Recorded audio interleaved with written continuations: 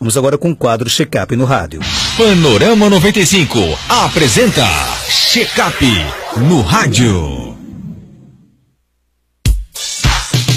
Check-up no rádio hoje com o Dr. Belísio Neto, médico geriatra. Dr. Belísio, seja bem-vindo aqui ao nosso Panorama 95. Bom dia, passamos um sufoco danado semana passada, né?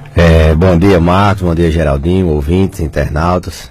Rapaz, foi uma frustração danada sábado. O Flamengo ele começa bem, daqui a pouco termina e desanda, mas... Jogando bem, você viu que a gente criou as oportunidades, mas... Jogamos bem, só o Paquetá que perdeu um gol aí que até eu fazia, né? Ontem eu mandei pra você ver o gol que ele perdeu, que até a gente fazia. Mas o nosso assunto aqui hoje não é Flamengo, não é futebol, e sim um assunto preocupante que é depressão nos idosos. Preocupa realmente esse assunto?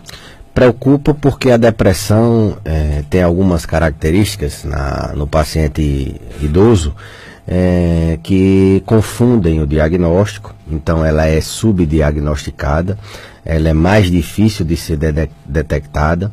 E a depressão é uma doença grave. A depressão, a própria doença, ela tem um desfecho muito negativo.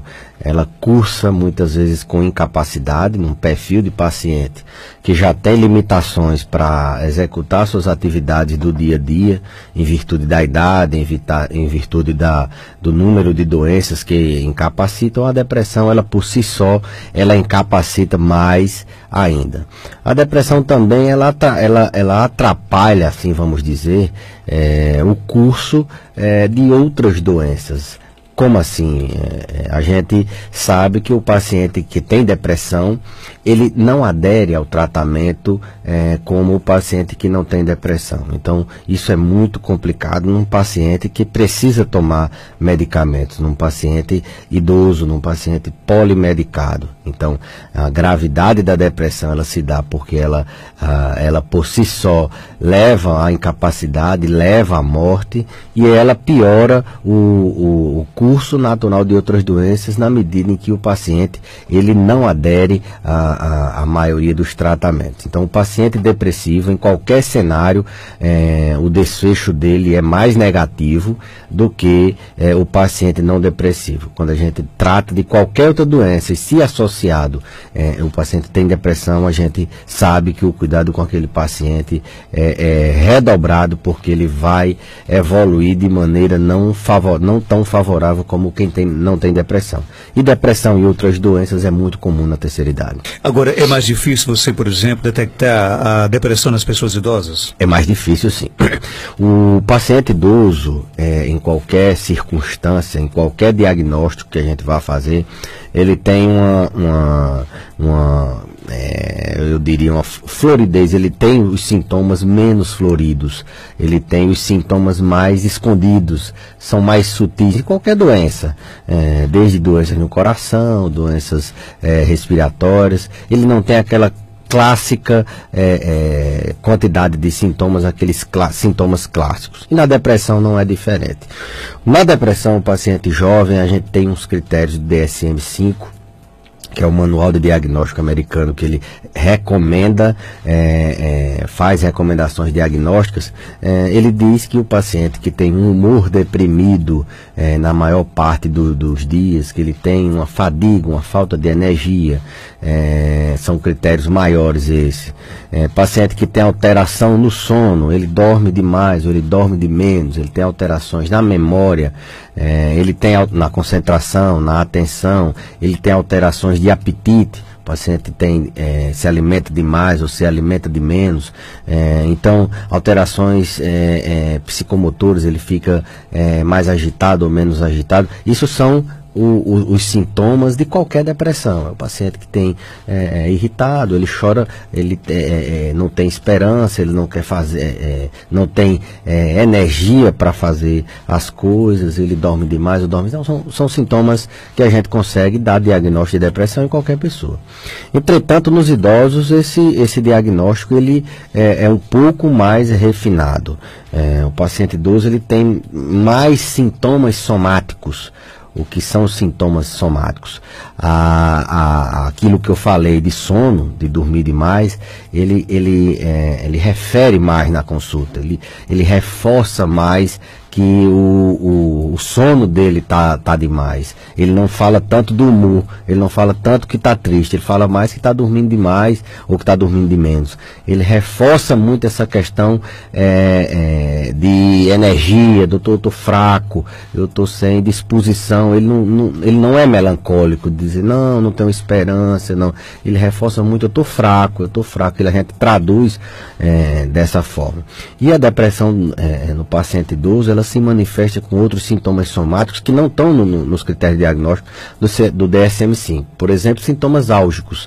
Eles chegam se queixando, e essa queixa ela é repetitiva, ela é bem pronunciada na consulta, de dores que a gente vai, se fosse em outro paciente normal, num outro paciente que não tivesse depressão, o paciente tem depressão, ele é normal, elas seriam numa intensidade menor, elas seriam numa frequência menor. Então tem queixas álgicas, queixas de dores acima do que se espera.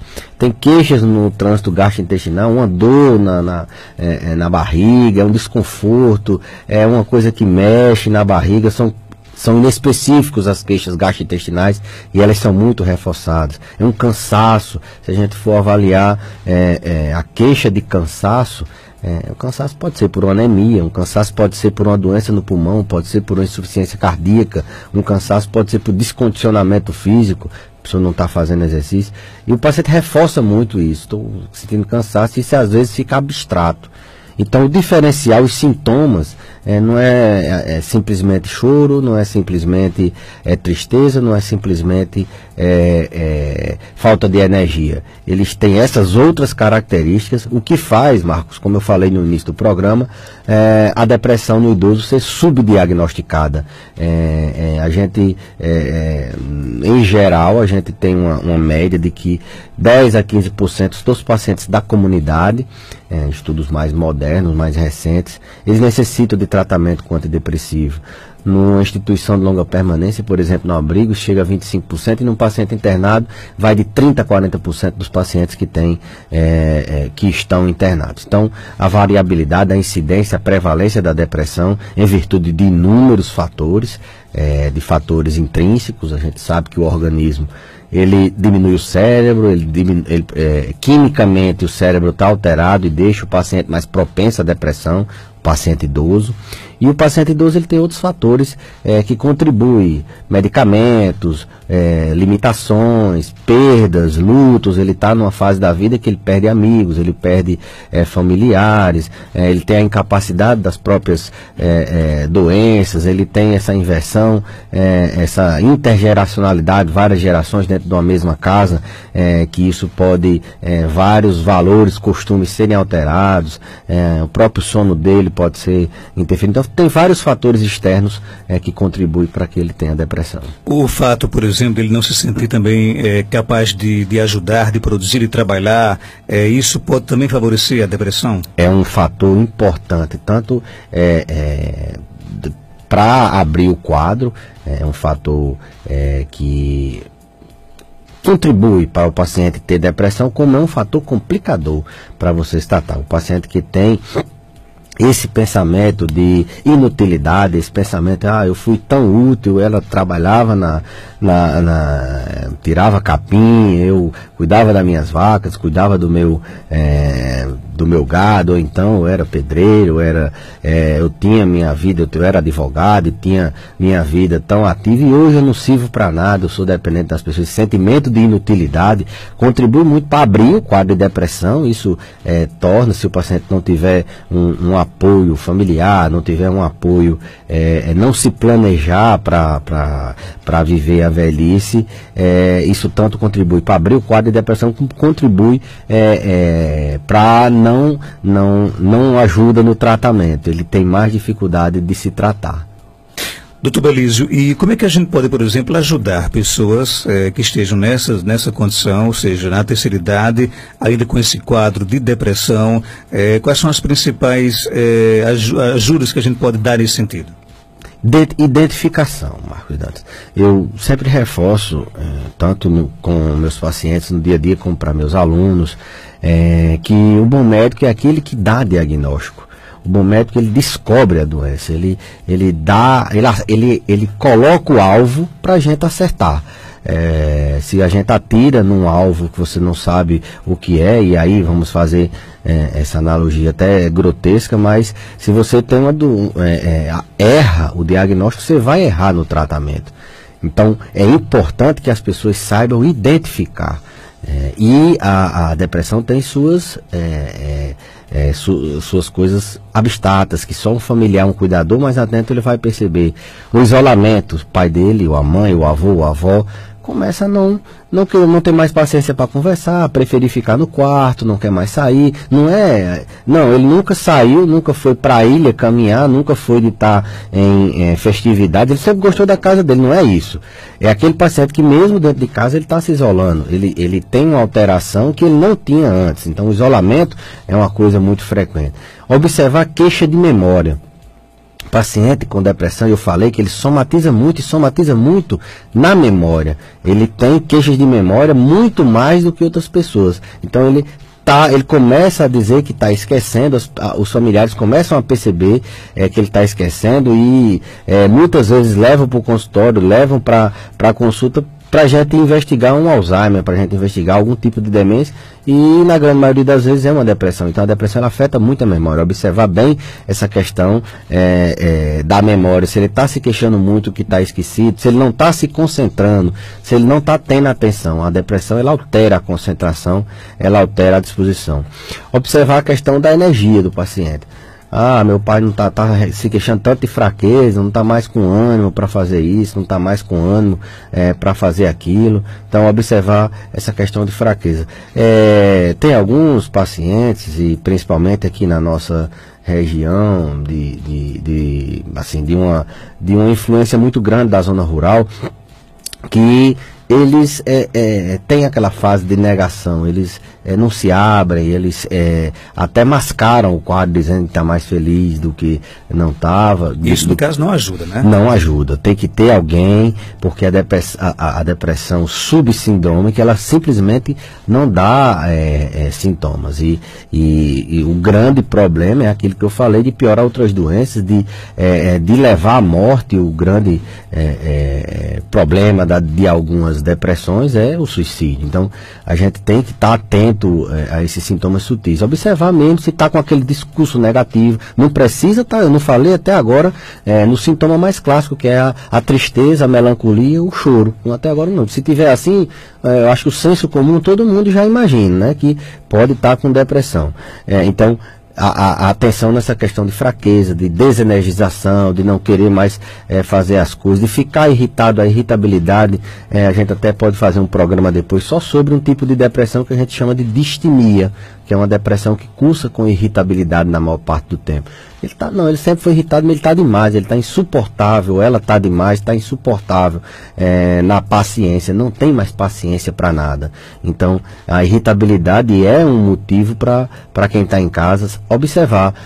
Não é aquela pessoa que teve aquela característica de sempre ter uma paciência mais curta, mas ele está demais. Então irritabilidade, queixas inespecíficas, meu pai queixa de uma coisa, daqui a pouco queixa de outra, minha mãe está com a dor na barriga que já foi para vários médicos, não sabe o que está com uma queixa de cansaço e já foi para vários médicos, não sabe o que é. Atentar aí, para a gente ter esse diagnóstico e a gente poder fazer intervenção para que o desfecho não seja tão negativo, para que a gente possa tratar. É uma doença tratável, é uma doença, basta a gente detectar, basta a gente pesquisar, principalmente nessa faixa etária que tem vários fatores de risco que podem contribuir para o aparecimento. Tem algumas perguntas aqui nas nossas redes sociais, né? Aqui no nosso Facebook, a nossa ouvinte Mocinha, ela conta o seguinte: doutor Belísio, minha mãe faz 1 ano que perdeu meu pai. Ela não fala nele, mas chora bastante. E aí, já é um sinal de preocupação? É um sinal de preocupação. A depressão, a gente até gradua ela com leve, moderado e grave. Então, o paciente que tem esse humor de chorar, e um luto ele dura em média 6 meses. Antigamente a gente até nem tratava como depressão o luto. Nesse novo DSM-5 ele já trata. A gente tem um luto patológico, tem aquelas pessoas que são mais sensíveis, elas ficam mais debilitadas, vamos usar esse termo, quando perdem um ente querido. E o tempo é 6 meses para a gente ter, e não é aquela coisa de uma hora para outra. Já visto que a gente, quando vai envelhecendo, a gente tem, principalmente quando é uma morte natural, a gente está mais preparado. Então, se está chorando muito, mesmo sem falar nele, ela está provavelmente com algum traço depressivo. Isso precisa ser imediatamente tratado para que ela possa viver com qualidade, com que ela possa ter menos complicações com alguma outra doença que ela tenha, e que ela possa voltar à vida normal. Isso não é normal, esse luto de um ano com toda essa intensidade de sintomas. Eu pergunto aqui bem interessante, que a nossa ouvinte quer saber o seguinte, doutor Belísio, o meu pai, ele costuma, eu não explico aqui, mas deixa eu entender de que ele está viúvo e ele gosta muito do forró dos idosos. Ele quer saber se esse momento de diversão faz bem para ele. Importantíssimo, né? A sociabilidade, a interação com outros idosos, a produção de alegria, assim vamos dizer, a produção de serotonina é fundamental.